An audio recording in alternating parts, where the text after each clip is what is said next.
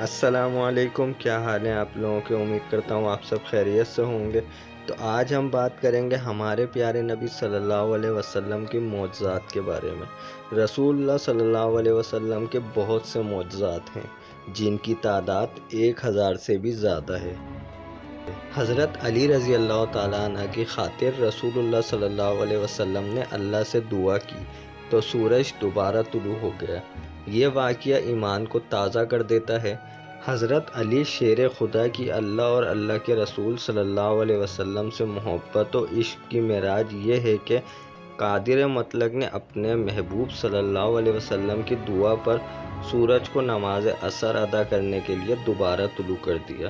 ابن حجر رحمۃ اللہ علیہ اور ابن کثیر رحمۃ اللہ علیہ لکھتے ہیں کہ حدیث پاک میں آتا ہے کہ غزوہ خیبر کے دوران قلعہ صیبہ کے مقام پر حضور نبی اکرم صلی اللہ علیہ وسلم حضرت علی رضی اللہ تعالیٰ عنہ کی گود میں سر انور رکھ کر آرام فرما رہے تھے اور نماز عصر کا وقت قضا ہو گیا۔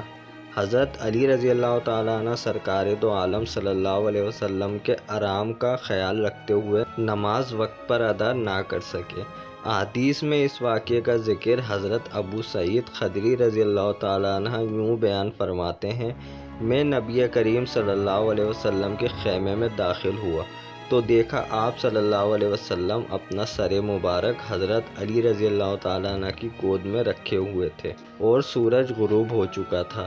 نبی کریم صلی اللہ علیہ وسلم حضرت علی کی طرف متوجہ ہوئے اور فرمایا: اے علی، آپ نے عصر کی نماز پڑھی ہے؟ حضرت علی رضی اللہ تعالیٰ عنہ نے فرمایا: نہیں، اے اللہ کے رسول صلی اللہ علیہ وسلم، میں نے عصر کی نماز نہیں پڑھی کیونکہ میں نے اس بات کو ناپسند جانا کہ آپ صلی اللہ علیہ وسلم کا سر مبارک میری گود میں ہونے کی وجہ سے آپ صلی اللہ علیہ وسلم کو کسی تکلیف کا سامنا ہو۔ رسول اکرم صلی اللہ علیہ وسلم نے فرمایا: اے علی، دعا کرو کہ سورج آپ پر لوٹا دیا جائے۔ حضرت علی رضی اللہ تعالیٰ عنہ نے فرمایا: اے اللہ کے رسول صلی اللہ علیہ وسلم، آپ دعا کریں اور میں آمین کہوں گا۔ آپ صلی اللہ علیہ وسلم نے فرمایا: اے اللہ، بے شک علی آپ کی اور آپ کے نبی کی اطاعت میں مصروف ہے، اس پر سورج کو لوٹا دیجیے۔ حدیث مبارک میں مرکوز ہے کہ جب آقا دو جہاں صلی اللہ علیہ وسلم نے دست اقدس دعا کے لیے بلند فرمائے تو ڈوبا ہوا سورج اس طرح واپس پلٹ آیا جیسے ڈوبا ہی نہ ہو۔